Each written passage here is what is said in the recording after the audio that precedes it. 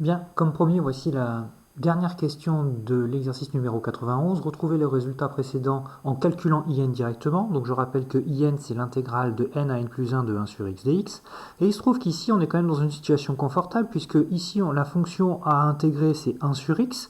Donc on sait que le premier travail, c'est d'en trouver une primitive, mais une primitive de 1 sur x tant qu'on est sur n plus 1. Alors je rappelle que n ici est différent de 0, puisque n appartient à n étoile. Conclusion, il n'y a pas de problème, il n'y a pas de valeur interdite, et une primitive de 1 sur x, c'est donc ln de x. Bien sûr, normalement, on devrait avoir plus constante, mais on sait que cette plus constante peut être mise à 0, puisqu'on est dans le cadre d'un calcul d'intégrale. Ainsi, in, c'est donc la primitive ln de x à calculer entre n et n plus 1, ce qui donne ln de b moins ln de a, donc ln de n plus 1 moins ln de n, qu'on peut transformer de cette façon-là. Pourquoi? Parce qu'on connaît une formule qui dit que ln de a moins ln de b est égal à ln de a sur b. On est exactement dans ce cadre-là. La soustraction devient donc une division. Et ensuite, ce que je vais faire, c'est que je vais casser en deux. C'est-à-dire que ce n plus 1 divisé par n, je vais faire n sur n, 1 sur n, pour avoir les deux blocs. N sur n est égal à 1, et 1 sur n, égal à 1 sur n. Quel est l'intérêt de ceci? On sait qu'on est dans le cadre d'un passage à la limite. On observe alors que la limite quand n tend vers plus l'infini de 1 plus 1 sur n, ça, il n'y a pas de problème, ça tend vers 0.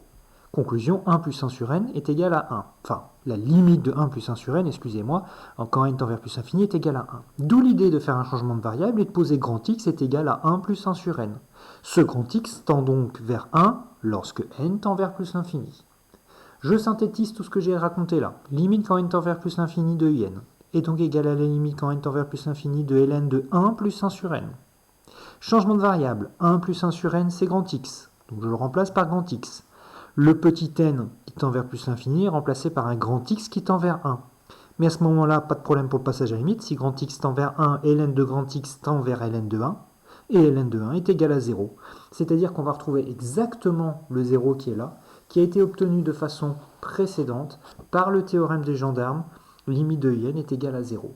Donc ici, on a fait tout le calcul de limite sans avoir à calculer l'intégrale. Donc ça, c'est très pratique parce que finalement, en maths, la majorité des intégrales qu'on rencontre, on ne sait pas les calculer.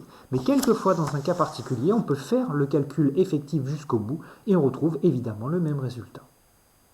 Voilà, j'espère que cette vidéo vous a été utile et n'hésitez pas à me poser des questions s'il y a des choses pas claires. Bon courage!